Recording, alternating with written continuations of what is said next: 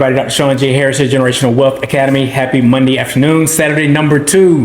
Hey, listen, I want to talk about $1 million. Oftentimes I hear people say, listen, Sean, help me create a way that I can make $1 million. Well, that's the easy part. But here's the deal. One of the first questions I ask a person is, well, why do you want to make $1 million? Why $1 million? Why $1 billion? Why multi-millions? Whatever that dollar amount is, you have to ask yourself why. So many times when people don't reach those goals financially, it's because the dream wasn't big enough. So you could have a dream that's only this big. The universe isn't going to bring you this amount of money because that dream isn't big enough. So at the same time, when it comes with a dream, you got to be able to have a dream that scares you. I know many times people hear that, but they don't really know what it means. You know, you can say, hey, I have a dream of buying a Toyota or Honda or whatever. That's a dream that's very attainable, easily attainable. You may say, I want to buy a Ferrari. Well, that's a bigger dream, but it's still attainable as well, depending on what you do to create income. Then you may say, listen, I want to get a private jet. That's a bigger dream. So now it's going to take more work and more effort. So the bigger the dream, the bigger the amount of income typically we're going to need to get that dream. So a lot of times when we don't hit the money goals that we're particularly seeking for, it's because that dream wasn't big enough. So universe, like I said, is not going to grant you that income unless the dream is big enough. So let me give you an example. When we were first looking at starting a bus for Caden's company, his vision initially was to get a little small school bus, the little short bus, like a little church type bus. But when the opportunity arose, we found out that it was going to be the bus that you guys see today, which was a 55 passenger bus. So initially we were like, oh my God, what are we going to do with this big giant bus? Because our vision was so small that we were only going to focus on this small, 10, 15 passenger bus. So because the need was great, the universe fulfilled a larger bus, more than what we were anticipating.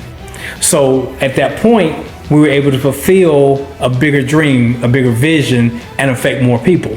Because as you guys know now, Caden, his initial goal was to be able to reach 5,000 kids to help them with financial literacy.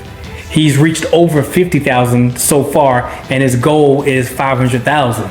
So of course you got to have the right tools to do that. You got to be able to have the resources to be able to get out there and start doing things. So again, like me, I'm a 40-time author.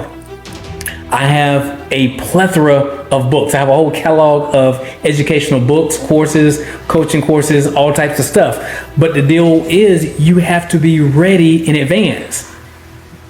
Anybody who's won a championship like the Super Bowl, the NBA championship, World Series, listen, they envision winning many times before in their mind, many years in advance. Many times they had this vision since they were kids, and they saw themselves on the first place podium over and over and over again until they manifested that dream. So again, to be able to coach the people that Tara and I coach today with the Generational Wealth Academy, we had to already be prepared. We already got courses in place before the students even appeared. We already had books in place before the students appeared.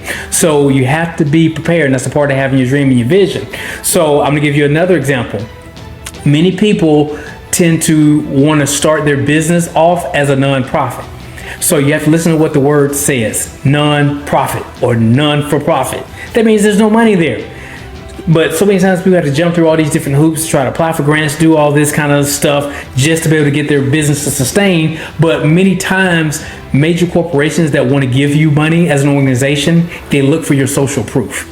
So that's why I always tell people nonprofits are good when used in the right order and in the right sequence. Because so many people start off with the nonprofit. You have to start off with a for-profit business. Start creating income to sustain and grow and scale the business. Then once you do that, you're in the process of creating your social proof. So now we do have nonprofit entities for our companies, but it's because of the social proof that we've done, whether it was having a bus, whether it was Kennedy's with a health nutrition company, whether it was books, coaching that Tara and I've done with the Generational Wealth Academy. So what happens is now companies will flock to be able to help you out because you had the social proof in the very beginning. So again, you also have to be prepared by being educated. You have to be ready and equipped to handle the leadership when it comes. If you're leading people, you have to have leadership skills so that you can lead 500 people, 5,000 people, 5 million people. But if you're not positioned in advance, that result will never come, because again, the universe is not going to give us something that we're not ready for. It's like an old scripture said, where as a baby you drank milk, you didn't eat meat until you became an adult. So that's my paraphrase and bootleg version of the scripture that I know many people are familiar with. So again, you have to have vision and not just sight. Sight is being able to see the stop sign at the end of the street. Vision is being able to see the stop sign around the corner, up that street, and around the next block. That's vision.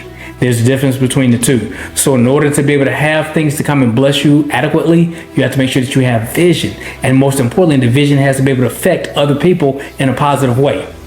You have to be able to take your eyes off ourselves. So there's an old saying one of my mentors told me many years ago. He said, listen, if you want to succeed, set yourself on fire and people will come and watch you burn. So what that means is you got to have the momentum. You got to have the social proof in place to be able to have people to say, hey, listen, they are rocking and rolling. A lot of things you guys see today is a result of what Tara and I have done months ago, years ago, even decades ago, to be able to manifest what you're seeing today. So in closing, that's one of the key things I want to explain to you is that whatever your dream is, it has to be big enough to warrant the blessings to flow, to warrant opportunities to fall into our lap. Because listen, opportunities here every day, and they fall in your lap if you put your lap where opportunities fall.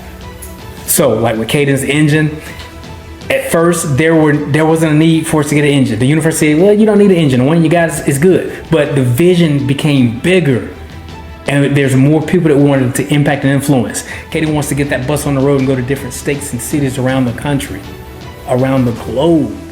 So guess what? Because that vision expanded, then the opportunity fell in the lap to be able to get a brand new engine for the bus, working with the Cummins company.